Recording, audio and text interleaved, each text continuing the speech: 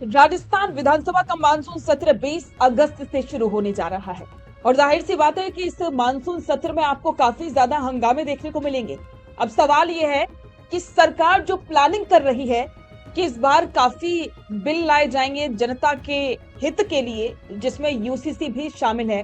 और राजस्थान ये प्लानिंग कर रहा है कि उत्तराखंड और गोवा के बाद में अब राजस्थान राज्य बनेगा जिसमें यूसीसी लागू होगा। लेकिन क्या ये पॉसिबल है? क्योंकि विपक्ष तो मन बना चुका है सरकार को घेरने का, जिसमें छात्र संघ के चुनाव और इसके अलावा पेपर लीक के मुद्दे, बहुत से ऐसे मुद्दे हैं जिन पर विपक्ष सरकार को घेरने की पूरी प्लानिंग कर चुका है। तो बहुत से सवाल हैं, बहुत से जो है जवाब सरकार की तरफ से दिए जाएंगे और जनता में भी चर्चा का विषय बन चुका है कि अब क्या होगा। क्या सरकार जिन बिलों को लाने की तैयारी कर रही है वो सही ढंग से पारित हो पाएंगे या नहीं? अब बस इसी हंगामे को दूर करने के लिए विधानसभा अध्यक्ष वासुदेव देवनानी ने एक कदम उठाया। सर्वदलीय बैठक, जो कि हर बार होती आई है, इस बार भी 18 अगस्त को विधानसभा सत्र से 2 दिन पहले सर्वदलीय बैठक का ऐलान किया है, जिसमें मुख्यमंत्री समेत कुछ इंपोर्टेंट मंत्री और इसके अलावा विधायक शामिल होंगे जिन्हें न्योता दिया गया है, और नेता प्रतिपक्ष टीकाराम जूली भी इसमें शामिल होंगे। तो जाहिर सी बात है कि सर्वदलीय बैठक में ये फैसला किया जाएगा कि विधानसभा का मानसून सत्र शांतिपूर्ण तरीके से संपन्न हो। लेकिन डोटासरा के तेवरों को देख करके लगता नहीं है कि ऐसा हो पाएगा, क्योंकि वो सड़कों पर जिस तरह से हुंकार भर रहे हैं इन दिनों, तो जाहिर सी बात है कि विधानसभा में भी ऐसे ही गूंजेंगे। तो चलिए विस्तार से समझते हैं कि सर्वदलीय बैठक में कौन कौन शामिल होगा और इसका असर क्या होगा। विधानसभा अध्यक्ष वासुदेव देवनानी ने 18 अगस्त को सुबह 11 बजे सर्वदलीय बैठक का आयोजन किया है।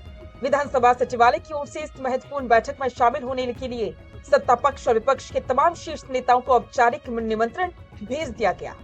इन प्रमुख नेताओं को भेजा गया निमंत्रण, आपको बता दें कि मुख्यमंत्री भजनलाल शर्मा, नेता प्रतिपक्ष टीकाराम जूली, संसदीय कार्य मंत्री जोगाराम पटेल, सरकारी मुख्य सचेतक जोगेश्वर गर्ग और प्रतिपक्ष के मुख्य सचेतक रफीक खान, और साथ ही विभिन्न दलों के विधायक डॉक्टर सुभाष गर्ग, मनोज कुमार और थावर चंद को भी आमंत्रित किया गया है।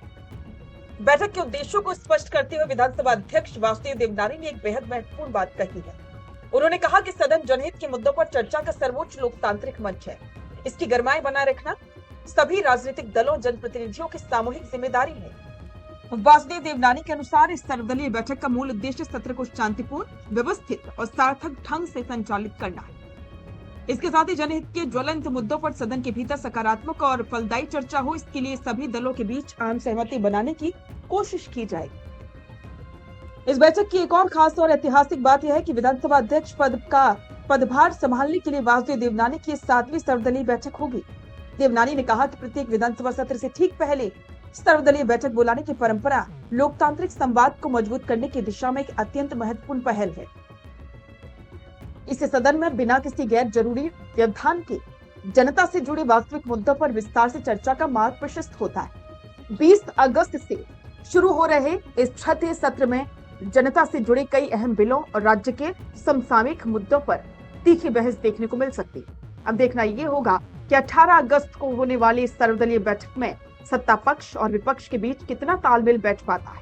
तो राजस्थान की विधानसभा के मानसून सत्र पर सबकी निगाहें टिकी हैं कि अब सरकार कौन कौन से बिल लेकर के आएगी, क्या कुछ होगा और कितना हंगामा विधानसभा के सत्र में देखने को मिलेगा, ये देखना काफी इंटरेस्टिंग होगा।